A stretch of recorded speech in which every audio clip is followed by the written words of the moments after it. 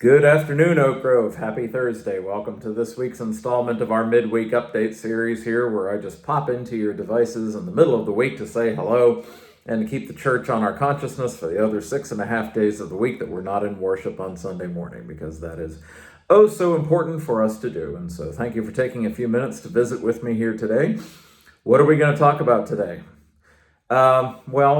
I have said before that I don't like to use these videos for announcements, but sometimes there are announcements that need to be addressed. So first of all, for one thing, please do not forget that this coming Sunday, we are planning to try to worship outdoors if we can.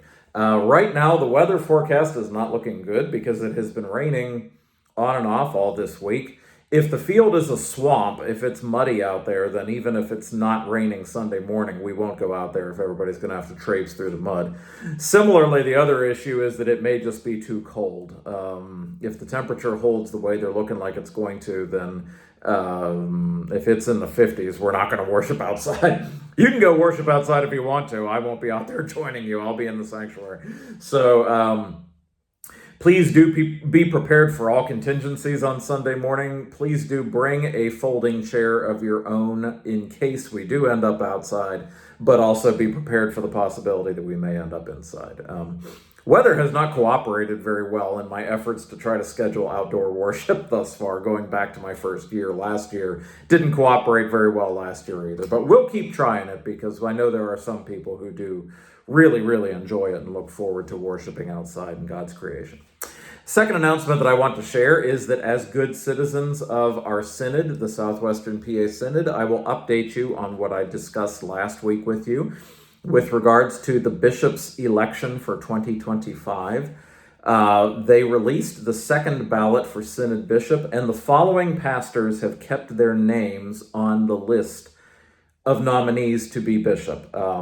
These pastors are Pastor Kimberly Van Drill, Pastor Melissa Stoller, Pastor Bill Schaefer, Pastor James Arter, Pastor Brenda Henry, Pastor Brian Bennett, our own Brian Bennett, Pastor Brian Evans, Pastor Jennifer McCurry, Pastor Michael Sauerwein, and Pastor J.J. Lynn.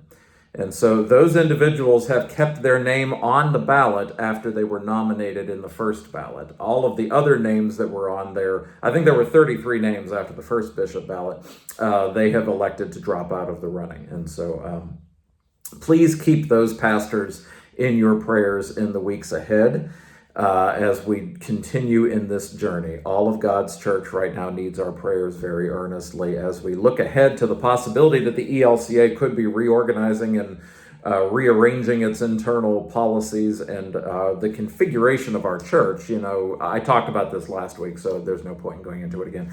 A lot of things could be changing in the years ahead, and so whoever the next bishop is will need our prayers. And the office of bishop is a demanding one that takes a lot of time away from family. There's a lot of traveling involved. And so those pastors all need your prayers as they prepare possibly for their lives to be completely upended if they are elected. So those two announcements, I wanted to knock those out. What are we going to talk about for the remainder of our time today? Well, for this coming Sunday, this is one of those Sundays where we had two options liturgically of what we could celebrate. In the lectionary, we could either celebrate the seventh Sunday of Easter. The Easter season was long this year. Or we could celebrate Ascension. We are going to do the latter. We are going to celebrate the Ascension of Jesus on Sunday. Now that means we're not going to celebrate the seventh Sunday of Easter. And so because we're not celebrating the seventh Sunday of Easter, I figured maybe I could read one of the readings that would have been scheduled for seventh Sunday of Easter to you now. And as it happens, the gospel reading would have continued for yet one more week in Jesus' farewell discourse. This is the lengthy speech that he gave to the disciples the night before he died. And there are about 4 whole chapters of John's gospel that are dedicated to that farewell discourse. It's long, but it includes the words of Jesus that he wanted his friends to know before he was about to leave them. And the gospel for the seventh Sunday of Easter, which we won't hear, comes to us one more time from the farewell discourse. We've been hearing from it for the last few weeks. And it is from John chapter 17, beginning at verse 20. Jesus says, and he is praying to the Father when he says this, I asked not only on behalf of these, referring to his disciples, but also on behalf of those who believe in me through their word, that they may all be one. As you, Father, are in me and I am in you, may they also be in us, so that the world may believe that you have sent me. The glory that you have given me, I have given them, so that they may be one as we are one. I in them and you in me, that they may become completely one, so that the world may know that you have sent me and have loved them, even as you have loved me. Father, I desire that those also whom you have given me may be with me where I am, to see my glory, which you have given me because you loved me before the foundation of the world. Righteous Father, the world does not know you, but I know you, and these know that you have sent me. I made your name known to them, and I will make it known, so that the love with which you loved me may be in them, and I in them. And so Jesus says he prays not only on behalf of his disciples, but also on behalf of those who believe in him through their word, through their ministry. And so that is another one of those neat moments when Scripture is referring directly to us. Scripture is talking to the reader, the believer, many, many, many years later after Jesus says these things. Jesus is praying for us in this reading. Jesus is praying for you, and he's praying for me. Isn't that cool? I think that's cool. And Jesus' prayer here is that we may be united, that we may be one. And that is a prayer that the church has had varying levels of success in maintaining the spirit of that over the years. There are literally tens of thousands of Christian denominations and smaller splinter groups that are so small that sociologists don't even consider them technically a denomination. I'm not sure how many people you have to constitute a denomination. I actually heard at one point that one of the major denominations in the United States, and I'm not going to say which one, had shrunk to the size that it was now so small that by the standards that sociologists have used in past years to categorize things, it actually is constituted as a sect now and not as a denomination. Now, of course, that's all just a matter of the verbiage that sociologists use to categorize things. But Jesus' prayer was that we be one. He wanted to see us all together as one family. And that is not easy. That is not easy. We can already see that the church can't maintain the denominational bonds together as the people of God on an organizational level, but there's also the matter of even within our own parish, can the person who votes blue sit side by side at a church dinner with the person who votes red, and can they coexist together?